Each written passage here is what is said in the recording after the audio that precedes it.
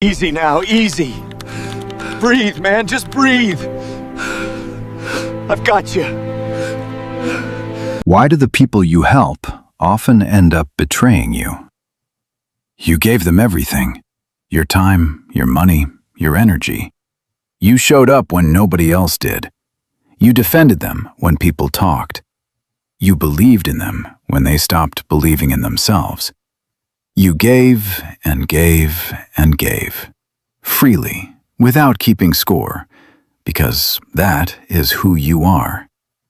And then they turned on you. Not your enemies, not the people who disliked you from the beginning. The person you helped the most. The one who should have the most reason to be grateful. That one became your loudest critic, your coldest shoulder, sometimes your deepest wound. Why are you doing this? It doesn't have to end like this. Please, look at me. If this has happened to you, you are not naive. You are not a bad judge of character. You have simply walked into one of the most consistent and least talked about patterns in all of human psychology. A pattern that Friedrich Nietzsche decoded more than 100 years ago. A pattern that, once you understand it fully, will never blindside you again, and will permanently change how, when, and why you help the people in your life. Let us start at the beginning, with what is actually happening. When you help someone, genuinely, significantly, you do more than give them money or time or support. You shift the invisible balance of power between you. Before the help, you were equals. After it, you are the one who can. They are the one who needed. And the human ego, which is wired above almost everything else to protect the feeling of autonomy, of self-sufficiency, of not being below anyone, registers that shift immediately. Not consciously. This does not happen in the front of the mind where rational thinking lives. It happens in the deeper part. The part that keeps score of status without ever being asked to. The part that quietly notes, "You saw me weak. You saw me need. You witnessed a version of me I would prefer did not exist. And that part has a problem with you now." This is not ingratitude in the simple sense. It is something more specific and more uncomfortable. Receiving significant help, help that you cannot quickly repay, creates what psychologists call emotional debt. And emotional debt, when it sits long enough without resolution, does not produce gratitude. It produces a slow-building discomfort, a guilt that has no clean outlet, an inferiority that has no way to correct itself. And eventually, when those feelings have been sitting long enough without release, they transform into something the ego can actually do something with. Resentment. Because resentment is what happens when the mind needs to make sense of its own discomfort and finds someone to attach it to.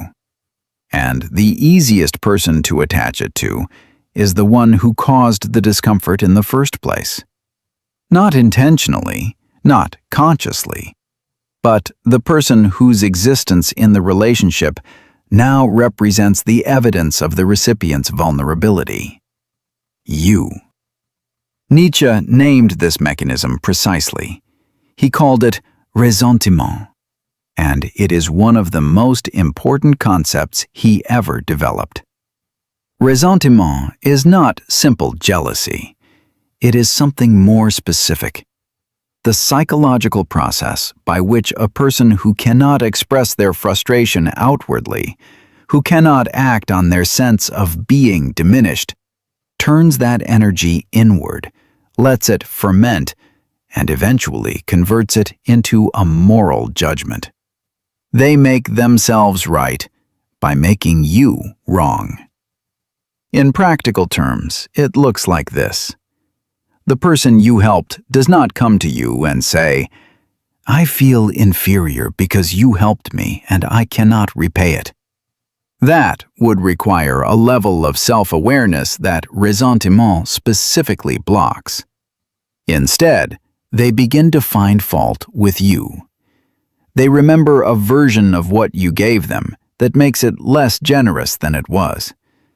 They begin to tell a story, to themselves and sometimes to others, in which you had ulterior motives, in which the help was actually about your ego, in which you are not the good person in the story, but the patronizing one, the controlling one, the one who gave to feel superior. And here is what makes this particularly devastating. They come to believe this story completely. It is not a lie they know they are telling.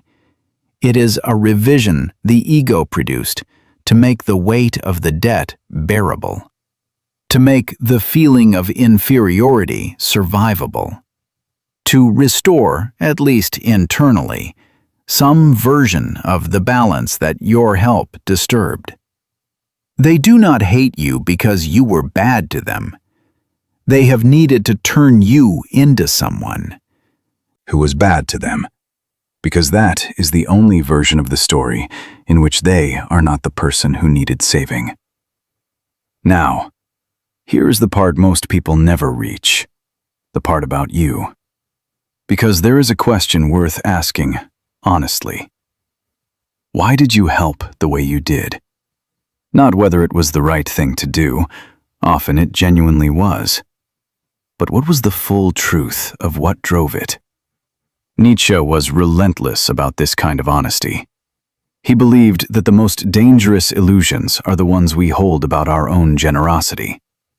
Sometimes, not always, but sometimes, the help we give to others is not purely about them. It is also about us. About the feeling of being needed, of being important in someone's life, of being the one who can. About the specific, quiet satisfaction of having someone depend on you. None of this makes you a bad person. It makes you human. But it matters. Because help given partly from the need to be needed creates exactly the kind of dependency that makes ressentiment most likely. The more someone relies on you, the heavier the debt becomes. The heavier the debt, the more unbearable the inferiority. The more unbearable the inferiority, the more inevitable the resentment. This is not an accident. It is the predictable outcome of a specific dynamic, and recognizing your own role in creating it is not self-blame. It is the beginning of helping differently. His name was David, and for 4 years he was the reason his closest friend was still standing. He lent him money during the worst financial period of his friend's life. He made calls. He vouched for him professionally. He listened to the same fears at 2 a.m. for months. He never asked for a single thing back. He never mentioned what it cost him. He thought, genuinely, that this was what real friendship looked like. In the 5th year, the friendship ended. Not dramatically. The coldness came gradually. Then the criticism. Then the specific rewriting of their history in which David had been, apparently, overbearing, controlling, and condescending all along. Mutual friends reported things his friend had said, things that bore almost no relationship to what had actually happened between them. David spent a long time trying to understand how someone could turn that way. And then he found Nietzsche's framework, and the mechanism became completely clear. His friend had not been able to carry the weight of what he owed, not because he was a bad person, because the debt had become a mirror he could no longer stand to look in. And so, he had broken it, and blamed David for the glass. What David eventually understood, and what changes everything once you understand it, is that the way he had been helping was itself part of the problem. He had been giving in a way that solved everything and required nothing from his friend. He had been removing the very challenges that would have made his friend stronger.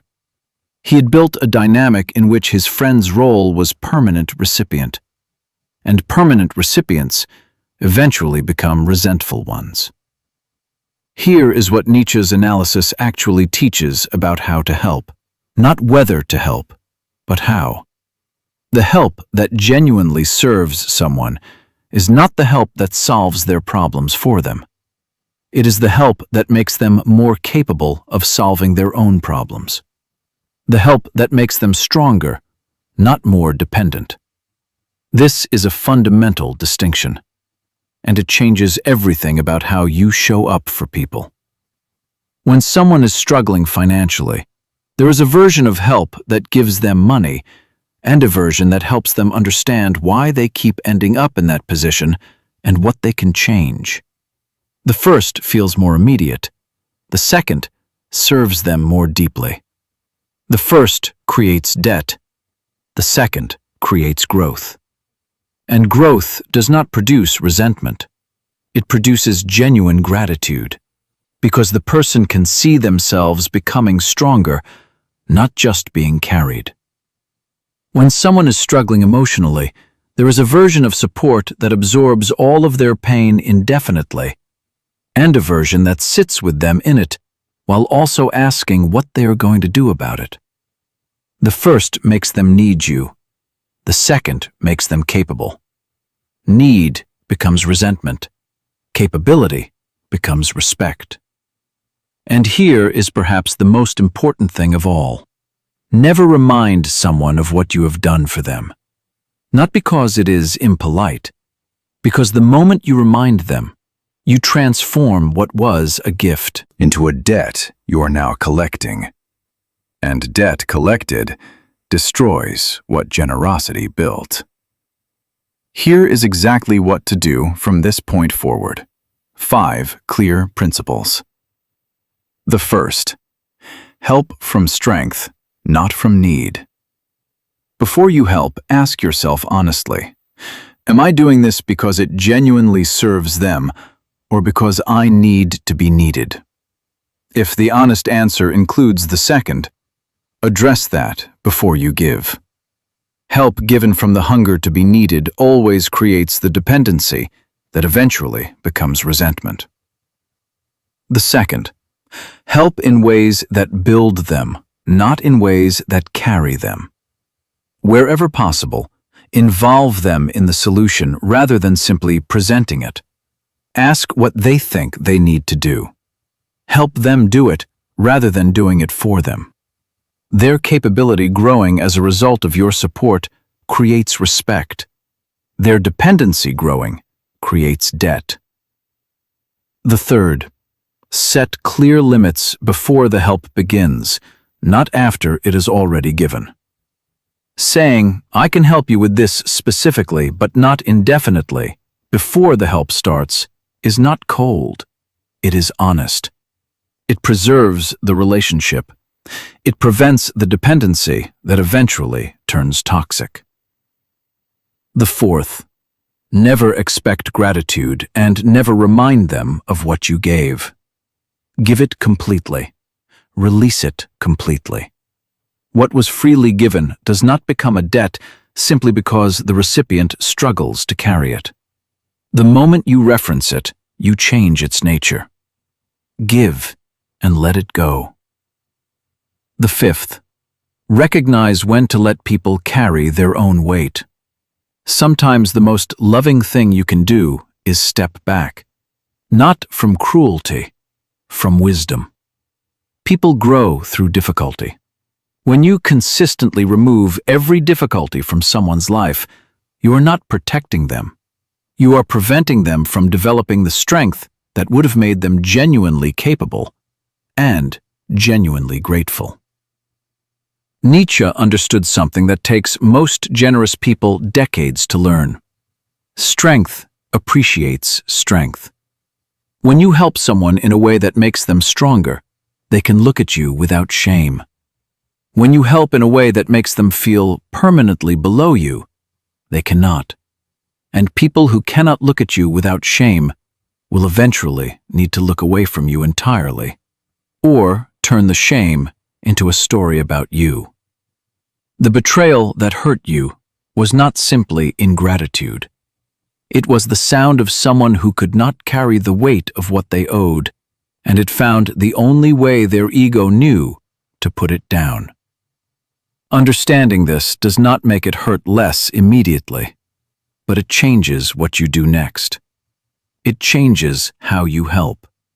It changes who you allow into the depth of your generosity. And it changes the specific, exhausting hope that has been costing you. The hope that if you give enough, it will eventually be enough. It will not. Not from that place. Not with that dynamic. Real gratitude does not come from the depth of what you gave. It comes from the quality of how you gave it. Help that makes someone stronger makes them grateful. Help that makes someone dependent makes them resentful. The difference is not how much you give. It is whether what you give serves their strength or only your own need to be needed. Give from strength. Give with limits. Give in ways that build rather than carry. And when someone turns on you after you gave everything, understand what actually happened, not so you can excuse it, so you can be free of it, and so you can give better next time. Comment the situation you were thinking about for this entire video. The specific person whose betrayal you finally have a name for. You do not have to tell the full story if you don't want to. Just comment. I read every single one. Like this video and subscribe to the channel if you find it helpful. See you in the next video.